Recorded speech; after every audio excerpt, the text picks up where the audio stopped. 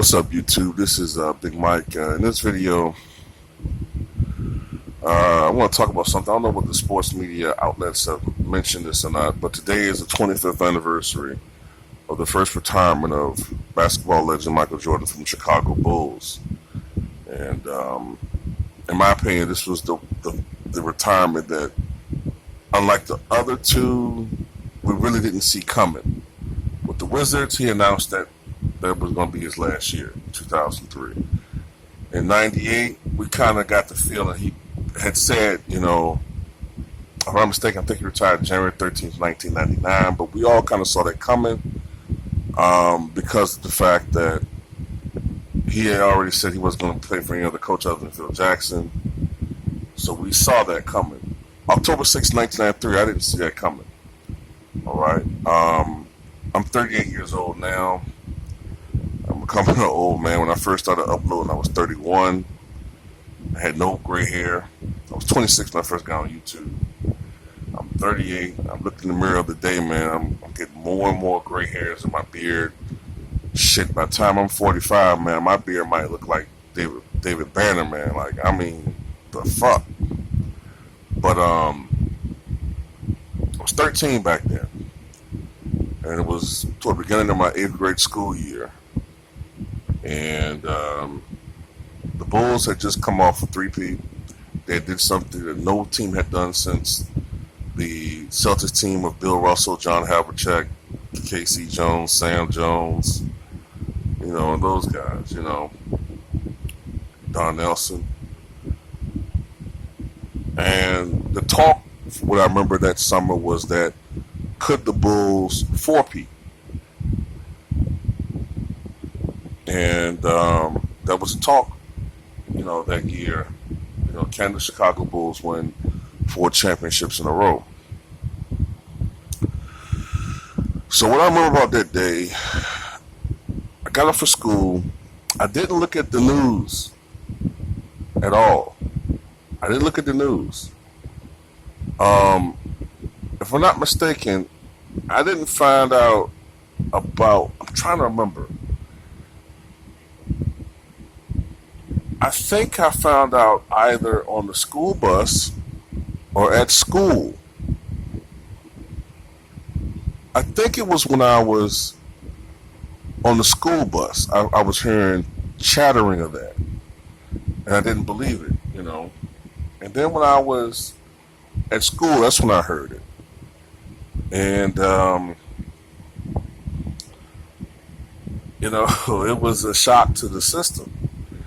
And of course, when I got home from school, that's when I looked at the press conference where he announced his retirement. Because, of course, it was rumored that he was going to retire. And then the press conference verified it. And it was shocking because, to me, this was a guy still at the peak of his powers. He was only 30 years old. Now, granted, in hindsight, yeah, you could see the slowdown in him a little bit athletically that year, 92, 93. But this is a guy who still had a lot of basketball left in him, man. And I only could just imagine what highlights we missed of him from 93, 94, and most of 95. We're still a lot of Michael Jordan that we didn't get to see. And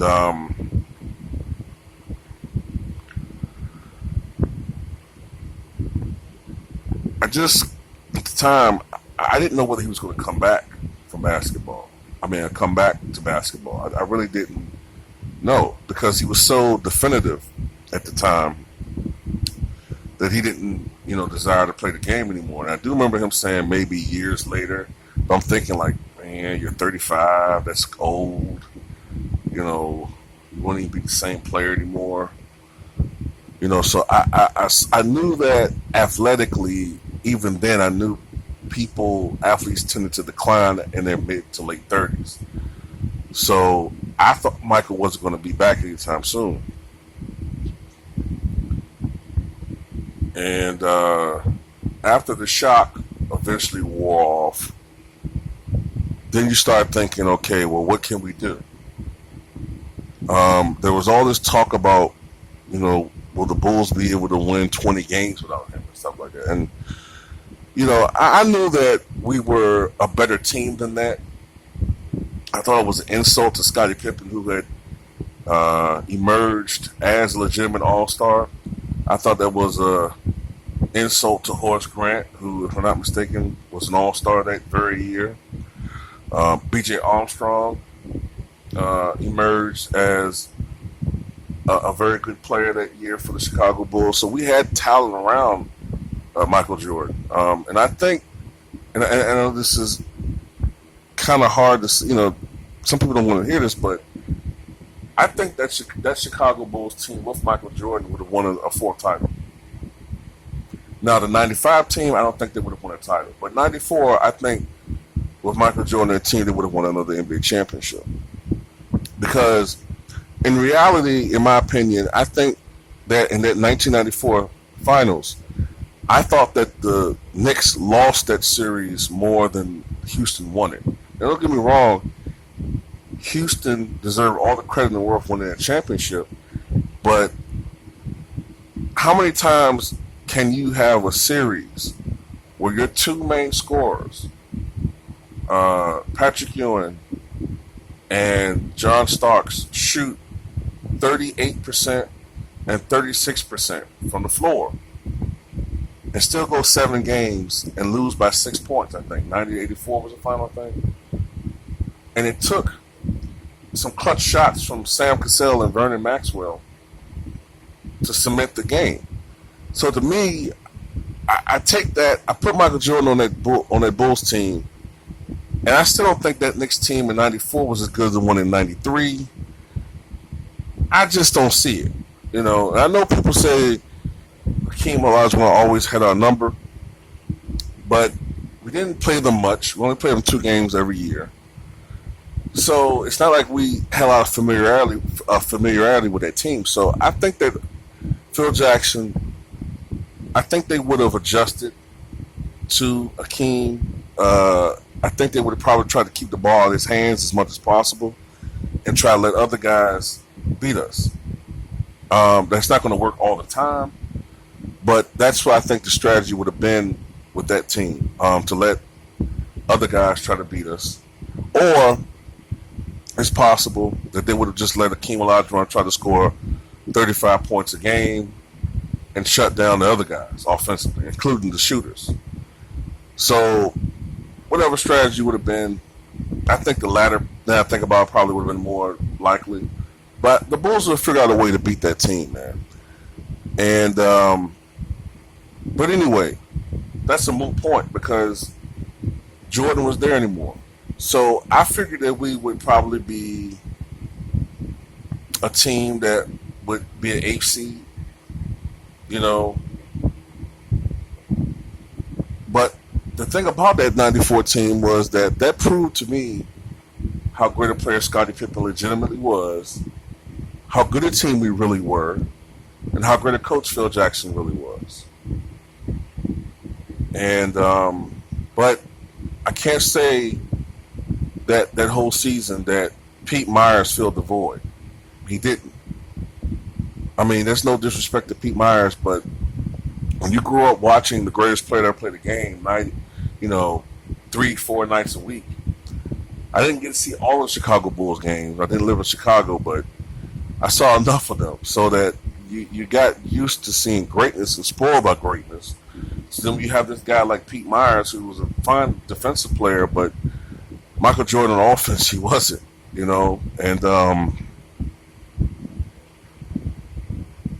I thought that he would never come back, man. So when Jordan did come back in March of 1995, man, I was elated. I was absolutely elated because I didn't think he would come back that soon, if at all. Now, I want to address this rumor. There's always been this speculation that Jordan was actually serving a secret suspension. There was something between him and David Stern that they concocted. Jordan was undergoing an investigation at the time because of alleged illicit gambling. I I don't know about that, man. That's a lot of speculation. There's no real definitive truth behind that. Um, if there is any truth to that, then that was a master stroke by David Stern. You know, but I will say this: I can understand why Michael Jordan would not have wanted to play basketball that year. His father was murdered. At first, I remember James Jordan's father, the report was that he was missing. And then it was feared that something had happened to him. And then they found his body, I believe it was in the swamp. Now, the thing that I don't want to be morbid or gruesome, but I believe it was a week and a half to 2 weeks from the time he was murdered to the time they found his body. So you gotta remember, this is the South during the summer, and his body was in a swamp for almost 2 weeks. So I could imagine that his body, when they found him, was probably in pretty bad shape. If you know anything about decomposition and how water affects the body. Okay, being submerged in water that long. So I could just imagine that probably rather gruesome discovery by police, law enforcement, and then the family, and Michael seeing their father in that state. You know, so I can understand Michael wanting to, being the competitor that he is, wanting to succeed in something that his father wished that he had went into and ventured in the first time, which was when he was a kid. He tried baseball before basketball. So I can understand Michael thinking of his childhood and how his father, I remember him saying his father was his first hero. His father was his hero. So I can imagine him, you know, regressing to his childhood and trying to please his father spiritually in that way. So I understand that, you know what I mean? So that's my take on that, my memories of that day, man.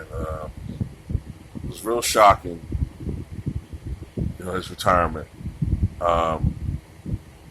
As far as sports announcements, as retirement is concerned, it's the second most shocking that I can recall basketball-wise in my life. The most shocking, of course, was Magic Johnson.